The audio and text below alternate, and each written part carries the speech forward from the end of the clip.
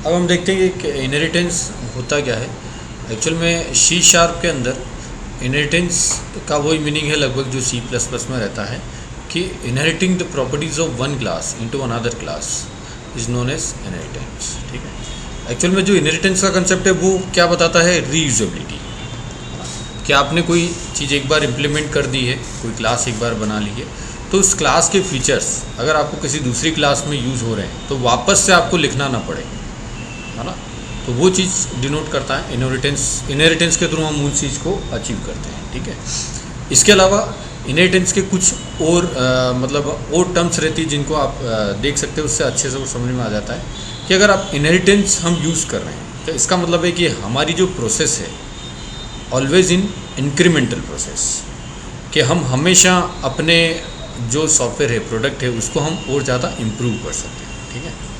अब देखो किस तरीके से कि अगर सपोज़ मैंने कोई एक क्लास बनाई, है ना, अगर सपोज़ उस क्लास के अंदर मैंने 4 फंक्शनलिटी दे रखी, 4 मैंने मेथड बना रखी है, ठीक है, और उस क्लास को मैंने बहुत सारी जगह रेफ़र कर रखा है, एज ए रेफरेंस मैंने उसको यूज़ कर रखा है। ठीक है। अब अगर मुझे क्या हुआ कि मुझे लगा कि यार ये 4 फंक्शनलिटी से मेरा काम नहीं बन पा रहा है, मुझे कुछ और, मुझे 2 फंक्शनलिटी और मुझे इसमें ऐड करनी है। ठीक है। तो एक तरीका तो क्या है कि वो जो क्लास बनी हुई है उसको पूरा हटाओ और एक नई क्लास बनाओ जिसमें क्या हो 6 मेथड हम लिखें, 4 तो पुरानी वाली वापस से लिखें और 2 नई लिखें। ठीक है। लेकिन अगर ऐसा किया आपने तो उन सारे सॉफ्टवेयर्स को या फिर उन सारे स्पेस में जहाँ पर आप पहले वाले वर्जन को यूज़ कर रहे हो, है ना, उसके रेफरेंस बहुत सारी जगह लगे हुए हैं। ठीक है। वो सारे चलना बंद हो जाएंगे, है ना, उनको भी सबको नया क्रिएट करना पड़ेगा, तो इससे प्रॉब्लम क्रिएट होगी, है ना। या फिर मैं ऐसा करूँ कि जो पुराना है उसको तो एज इट इज़ चलने दूँ, ठीक है, और उसकी प्रॉपर्टीज़ को मैं इनहेरिट कर लूँ नई क्लास में, और उसके साथ साथ नई क्लास में मैं 2 एडिशनल फंक्शनलिटी और डाल दूँ। तो नई जो क्लास बनी है, ठीक है, जो पुरानी तो एग्जिस्ट कर ही रही है, तो पुरानी को जो रिफ़र कर रहे हैं वो रिफ़र करते रहें। ठीक है। लेकिन जब जिसको नहीं चाहिए तो वो क्या करेगा, उसको पुराने फीचर्स तो इनहेरिटेड मिल गए और नई क्लास में हमने जो नए फीचर्स हैं वो लिख दिया। तो देखो बिना पुरानी चीज़ को डिस्टर्ब किए हमने क्या कर दिया, हमारे सॉफ्टवेयर को और ज़्यादा इंप्रूव कर दिया, फंक्शनलिटी उसमें ऐड कर दी, है ना। तो मतलब हमारा प्रोडक्ट जो है, कोई भी सॉफ्टवेयर है या फिर जो भी आप बना रहे हो, प्रोग्रामिंग कर रहे हो, वो कभी भी फुल स्टॉप नहीं होगी। मतलब आप हमेशा उसमें क्या कर सकते हो, इम्प्रूवमेंट कर सकते हो, एनहांसमेंट कर सकते हो, है ना।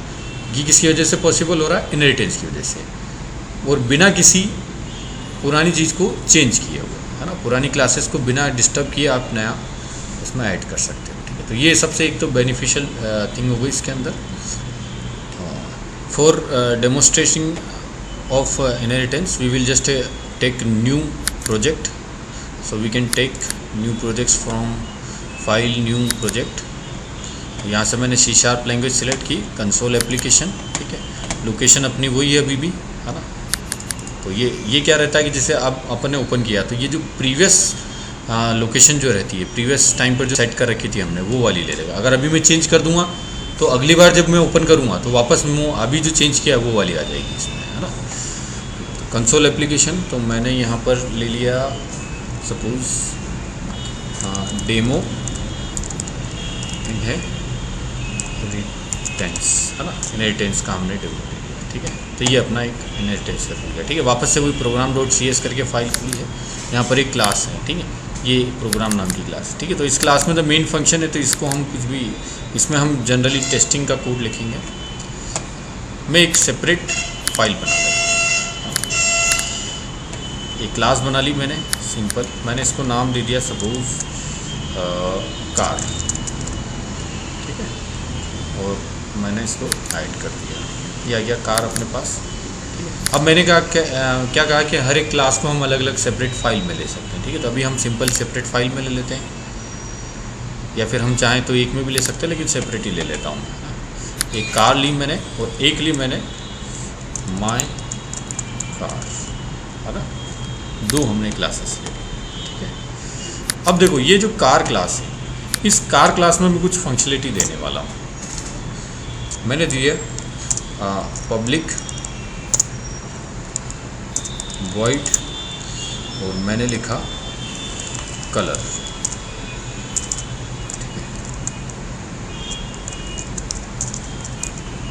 और यहाँ लिखा मैंने कंसोल डॉट राइट लाइन, और मैंने यहाँ दे दिया सपोज रेड। ठीक है, इसके अलावा एक और मैंने फंक्शन लिखा पब्लिक वॉइड और व्हील्स।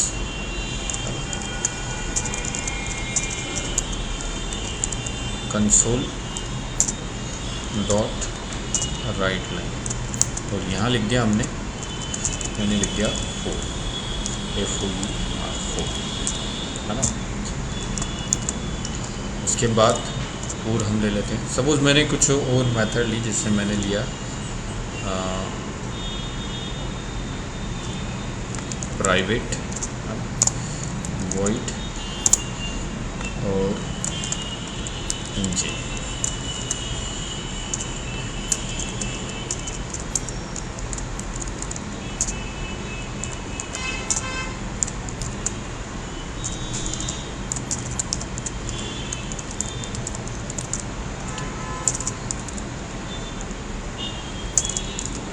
ओरिजिनल लिख दिया।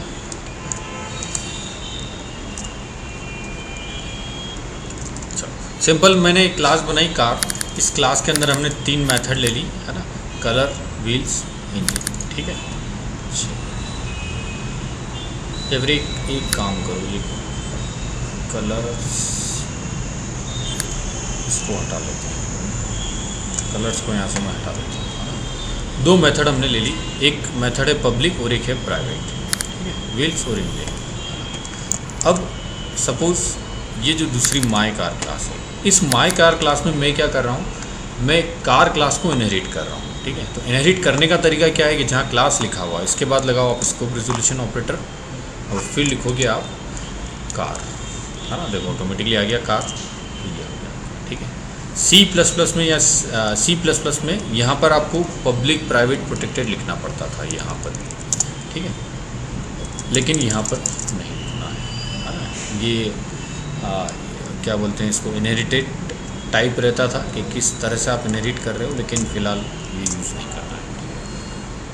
अब हमने कार क्लास को यहाँ पर इनहेरिट कर लिया है। ठीक है, तो अब देखो, जैसे आपने कार क्लास को इनहेरिट किया है, तो आप इस क्लास के अंदर आपके पास में ये 2 मेथड जो हैं, ये मेथड तो इसके अंदर आ चुके हैं, है ना।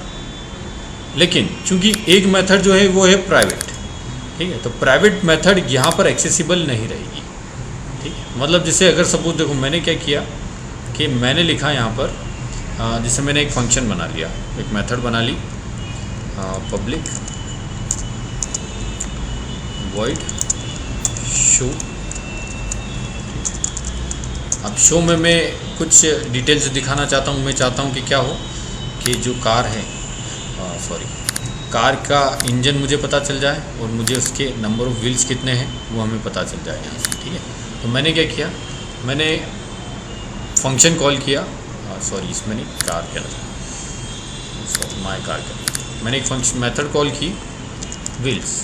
ठीक है, तो देखो व्हील्स वाली मेथड तो आ गई यहाँ पर, है ना। मतलब ये तो आप एक्सेस कर सकते हैं। लेकिन अगर मैं व्हील्स के अलावा कौन सी एक और प्राइवेट जिसको हमने बना रखा है इंजन, तो अगर मैंने यहाँ इंजन लिखा तो देखो इंजन नहीं आ रहा है। क्यों नहीं आ रहा है? बिकॉज इट इज़ प्राइवेट, और प्राइवेट मेंबर को आप इस क्लास के बाहर कहीं पर भी एक्सेस नहीं कर सकते। इन केस अगर ये एक और मेथड में बना लेता हूँ इस कार के अंदर प्रोटेक्टेड, ठीक है, वॉइड, और सपोज मैंने कवर,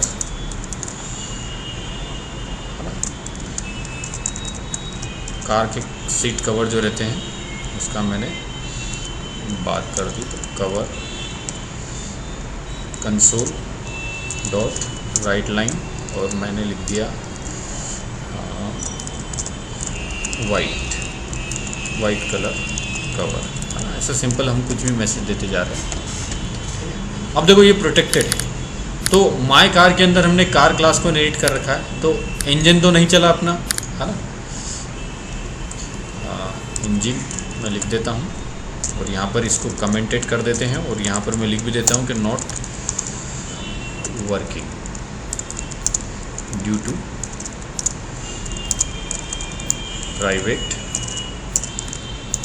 in car क्लास, है ना। सिंपल हमने मैसेज लिया यहाँ पर। और इसके बाद में सपोज अब मैंने एक प्रोटेक्टेड मेंबर लिया है कवर नाम से, ठीक है। तो देखो हाँ कवर, तो देखो कवर आ गया कवर। इसका मतलब किसी भी क्लास के अंदर माय कार नाम की क्लास के अंदर हमने एक अगर दूसरी क्लास को इनहेरिट किया है, ठीक है, तो उस क्लास के जो प्राइवेट और प्रोटेक्टेड मेंबर है उन मेंबर्स को तो आप इनहेरिटेड क्लास के अंदर यूज़ कर सकते हैं। It is accessible from the car class, but you can not access the private member of any class, ठीक है। तो प्राइवेट मेंबर्स खाली इस क्लास के अंदर ही यूज होंगे, ठीक है। अब इसके बाद ना देखो, ये तो हमको दो चीज़ों के बीच में डिफरेंस पता चला, किसके बीच में, प्राइवेट और पब्लिक प्रोटेक्टेड में, है ना। तो अभी पब्लिक और प्रोटेक्टेड में क्या डिफरेंस है? अभी तो प्रोटेक्टेड और पब्लिक हमारे लिए सेम ही हो गए, है ना। अब इन दोनों में क्या डिफरेंस है, तो इसके लिए आप आओ program.cs में, है ना। कि अब मैं यहाँ पर क्या करूँगा कि मैं यहाँ पर जो माय कार क्लास है ना, माय कार क्लास का मैंने एक ऑब्जेक्ट बनाया MC, है ना, my car equal to new my car. अब MC डॉट करके आप देखोगे तो आपको कौन कौन से मेथड्स दिख रही है। देखो आपको व्हील्स करके दिख रही है और आपको शो दिख रही है ना। अब ये व्हील्स मेथड कहाँ से आई है? कार क्लास से इनहेरिट होके माय कार में आई। तो हमने जब माय कार क्लास का ऑब्जेक्ट बनाया है तो माय कार क्लास के ऑब्जेक्ट से भी हमें व्हील्स मेथड एक्सेस हो रही है। क्यों? क्योंकि ये इनहेरिट होकर माय कार के अंदर आ चुकी है, ठीक है। इसके अलावा इसमें एक शो नाम की मेथड है, वो भी हमको यहाँ पर दिखेगी, ये रही शो मेथड, ठीक है। क्यों? क्योंकि ये तो already is my car class की ही मेथड है, शो मेथड, ठीक है। अब हमें जो नहीं दिखाई दे रही है वो दो मेथड है। कौन कौन सी नहीं दिखाई दे रही है यहाँ पर? देखो कार क्लास के अंदर एक तो इंजन नहीं दिखाई दे रही और कवर नहीं दिखाई दे रही, ठीक है। तो इंजन तो क्यों नहीं दिखाई दे रही? क्योंकि वो है प्राइवेट, ठीक है। तो वो तो आउटसाइड दी क्लास दिखाई देगी ही नहीं, ठीक है। लेकिन इंजन जो कवर है वो भी नहीं दिखाई दे रही। अब क्यों नहीं दिखाई दे रही है? क्योंकि वो है प्रोटेक्टेड, है ना। और चूंकि इस क्लास ने माय कार या फिर कार क्लास दोनों में से किसी को भी इनहेरिट नहीं कर रखा है, ठीक है, इसलिए प्रोटेक्टेड मेंबर इस क्लास के अंदर एक्सेस नहीं हो पाएंगे। इसका मतलब प्रोटेक्टेड मेंबर वहीं पर एक्सेस हो पाते हैं जहां पर आप उसको इनहेरिट करते हो, है ना। एक तो उस क्लास में खुद में, जैसे मतलब कार क्लास है इसके अंदर खुद एक्सेस हो सकते हैं, या फिर जो माय कार है इसके अंदर एक्सेस हो सकते हैं। क्यों? क्योंकि इसने उसको इनहेरिट किया है ना, कार क्लास को इनहेरिट किया है। लेकिन program.cs प्रोग्राम नाम की जो क्लास है इस क्लास में आप एक्सेस नहीं कर सकते, ठीक है। तो ये रहता है कंसेप्ट किसका? पब्लिक, प्राइवेट और प्रोटेक्टेड का है। तो अब यहाँ पर हम कोई भी सिंपल अभी फ़िलहाल में कोई सा भी एक शो फंक्शन जैसे मैंने कॉल कर लिया, तो इस तरह से हमने देखा कि किस तरह से पब्लिक, प्राइवेट, प्रोटेक्टेड का यूज़ करके हम एक्सेसिबिलिटी को कंट्रोल कर सकते हैं कि जहाँ पर जिस मेथड को एक्सेस प्रोवाइड करना है वहीं पर हम प्रोवाइड करें, ठीक है। अब देखो इसी में जो कार क्लास है ना, जिस क्लास में हमने कुछ मेथड्स लिखी थी, ये क्लास जो है ये कहलाती है बेस क्लास। मतलब जिस क्लास को हम इनहेरिट कर रहे हैं वो क्लास कहलाती है आपकी बेस क्लास। और जिस क्लास में मतलब माय कार क्लास है ना, माय कार क्लास में हमने इनहेरिट किया है तो this is known as derive class, है ना। तो कार क्लास मतलब हम हमेशा बेस क्लास को डिराइव क्लास में इनहेरिट करते हैं, ठीक है।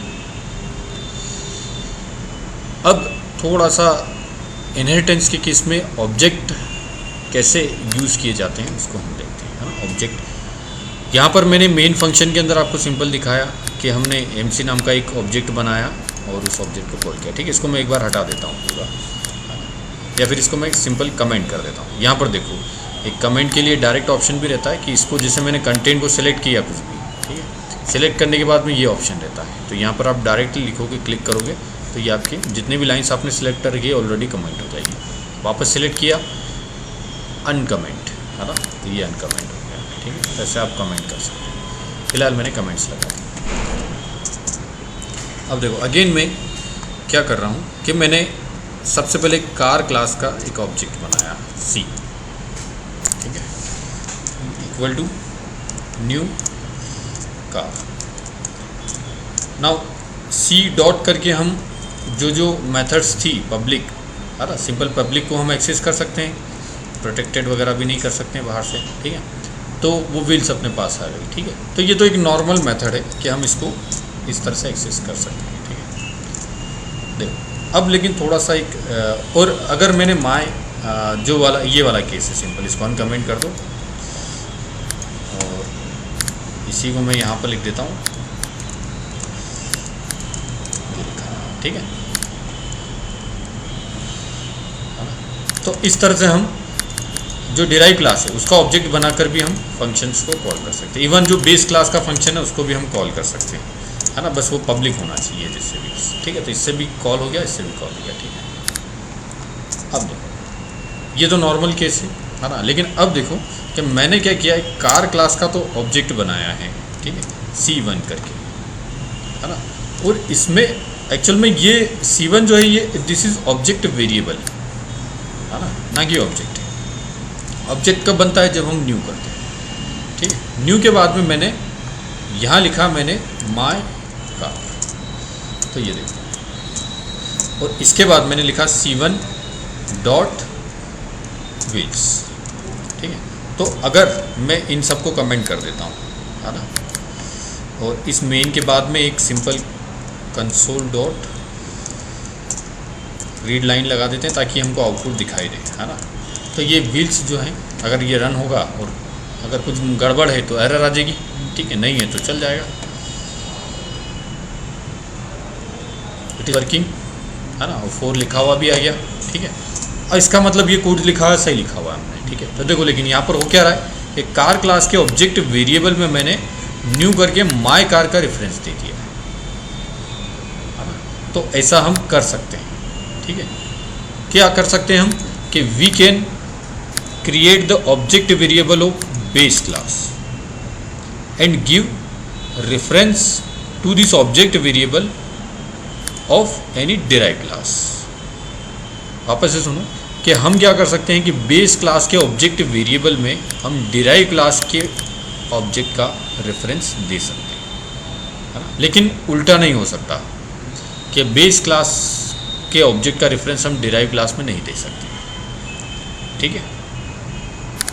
इसके पीछे थोड़ी सी डिटेल स्टोरी रहती है, तो फिलहाल हमको उस पर जाने की ज़रूरत नहीं है। फिलहाल आप यहाँ पर ये समझ सकते हो। एक्चुअल में ये टाइप कास्टिंग रहती है, ऑटोमेटिक टाइप कास्टिंग बोलते हैं इसको, है ना। इसमें क्या रहता है, ये जो कार क्लास है it is a bigger class, बड़ी क्लास है। एक्चुअल में क्लास मतलब एक कैटेगरी हो गई, ठीक है। तो हम अगर मैं कार की बात कर रहा हूँ तो कार में सारी कार आ जाएगी, है ना, और मैं केवल माई कार की बात कर रहा हूँ, मतलब ये एक स्पेसिफिक उस कार्स की कैटेगरी में से एक छोटी कैटेगरी हमने निकाल ली है ना। तो बड़ी क्लास कौन सी हुई आपकी, कार। तो हमेशा हम बड़ी क्लास में छोटी क्लास का रेफरेंस दे सकते हैं, बस उनमें दोनों में रिलेशनशिप होना चाहिए इनहेरिटेंस का। इंडिविजुअल को नहीं कर सकते हैं कि एक आपस में कोई रिलेशन नहीं है और उनको हम इस तरह से नहीं कर सकते, ठीक है। हाँ, इनहेरिटेड होना ज़रूरी है, ठीक। ये तो ये रहता है अपना मतलब किस तरह से हम इनहेरिटेंस के केस में ऑब्जेक्ट बना सकते हैं। ये नॉर्मल था कि बेस क्लास का बनाओ और बेस क्लास का फंक्शन कॉल करो, डिराइव क्लास का बनाओ, उससे डिराइव क्लास का तो कर ही सकते हो आप फंक्शन कॉल, साथ ही साथ आप बेस क्लास का भी कर सकते हैं, ठीक है। और यहाँ पर क्या है कि बेस क्लास के ऑब्जेक्ट वेरिएबल में डिराइव क्लास के ऑब्जेक्ट का रेफरेंस देकर हमने जो मेथड है वो कॉल करती है। अब ये मेथड जो है ये कौन सी मेथड रहेगी आपकी, ये डिराइव क्लास की रहेगी, माई कार की, है ना। क्यों, क्योंकि माई कार क्लास का ऑब्जेक्ट था एक्चुअल में, कार क्लास का तो केवल रेफरेंस था, रेफरेंस वेरिएबल था। लेकिन आप कहोगे कि यहाँ पर तो व्हील्स नाम का फंक्शन है ही नहीं, है ना, व्हील्स हमने कॉल किया ना, ये देखो, है ना। तो आप कहोगे तो व्हील्स नाम का फंक्शन तो यहाँ है ही नहीं, ठीक है। तो एक्चुअल में व्हील्स नाम का फंक्शन है यहाँ पर, वो आपको दिखाई नहीं दे रहा है क्योंकि वो इनहेरिटेड है ना। तो ये यहाँ पर आ चुका है लेकिन वो में विजिबल नहीं रहता है, ठीक है। तो ये रहता है कि किस तरह से हम ऑब्जेक्ट्स वगैरह बना सकते हैं। एक छोटी सी चीज़ का और ध्यान रखो, जैसे ये स्टार बना हुआ, जो स्टार का मतलब रहता है कि दिस इज़ अनशिप्ड, सेव नहीं है आपका, ठीक है। लेकिन जैसे आप इसको या तो आप क्या करोगे, सेव कर लो, फाइल में जाकर सेव के बहुत सारे ऑप्शंस रहते हैं, सेव प्रोग्राम डॉट CS है ना, सेव ऑल का ऑप्शन रहता है, तो जितनी भी फाइल्स है सारी एक साथ सेव हो जाएगी। या फिर आप Ctrl+S से भी सेव कर सकते हो, Ctrl+Shift+S करोगे तो सेव ऑल हो जाएगा, है ना। तो ये शॉर्टकट्स वगैरह रहते हैं। यहाँ से राइट क्लिक करोगे तो यहाँ से भी सेव, तो ये सेव हो गया। लेकिन अगर आपने यहाँ से सेव नहीं किया है और आप इसको डायरेक्ट रन करते हो तो ये ऑटोमेटिकली पहले सेव करता है और फिर रन करता है ना। तो यहाँ पर सेव करने का भी इतना ज़्यादा आपको याद रखने की ज़रूरत नहीं, आप जब भी कंपाइल करोगे अपने आप सेव होता जाएगा, ठीक है। एक छोटा सा कंसेप्ट और देख लो, ये सील्ड क्लास का सिस्टम रहता है। एक्चुअल में सील्ड क्लास क्या रहती है, अगर किसी भी क्लास को बनाते वक्त, है ना, हमने उसके आगे एक सील्ड कीवर्ड लिख दिया है, ठीक है। तो ये सील्ड कीवर्ड जो रहता है, ये सील्ड कीवर्ड क्या करता है, क्या कह रहा है कि अब इस क्लास को आगे कोई भी इनहेरिट नहीं कर पाएगा। इट इज़ मतलब अगर जावा में थोड़ा बहुत आपको आइडिया हो तो जावा में एक फाइनल करके क्लास कीवर्ड रहता है, तो फाइनल अगर यूज़ कर लेते हो आप तो मतलब क्लास आपकी फाइनल हो जाती है। उसी तरह से ये सील्ड रहता है, ठीक है। तो सील्ड का मतलब है कि फर्दर आप इसको इनहेरिट नहीं कर पाओगे। तो आप सपोज कोई क्लास बना रहे हो, मैं चाहता हूँ कि मतलब आप चाहते हो कि वो क्लास कोई इनहेरिट नहीं कर पाए, हमारी कुछ पर्सनल रखनी या कुछ भी रीज़न हो उसके पीछे, तो आप उसके आगे सील्ड कीवर्ड लिख दो, तो आपकी क्लास सील्ड हो जाएगी। सिंपल कार के आगे मैंने लिख दिया सील्ड क्लास। अब इसको सील्ड किया है तो जैसे अब मैं इसको रन करूँगा, है ना, तो रन करते वक्त अपने पास एरर आ जाएगी, है ना, ये एरर आने लगेगा, ठीक है। एरर में आप ये क्या कह रहा है, there was a build error, would you like to continue and run the last successful build, मतलब इससे पहले जो सक्सेसफुली अपन ने बिल्ड किया था वो रन करना है क्या, तो हम कहेंगे नो, है ना, क्योंकि हमें वो करना नहीं है, ठीक है एक्चुअल में। तो ये आपको एरर दिखा देगा, ठीक है। ये देखो क्या दिखा रहा है एरर, है ना, can not derive from this sealed type, ठीक है, कि आप सील्ड क्लास को इनहेरिट नहीं कर सकते, डिराइव नहीं कर सकते, ठीक है। तो ये आपको सील्ड क्लास का एग्जाम्पल, फिलहाल तो मैं हटा देता हूँ सील्ड। तो ये इनहेरिटेंस से रिलेटेड टर्म थी इसलिए मैंने आपको बता दिया।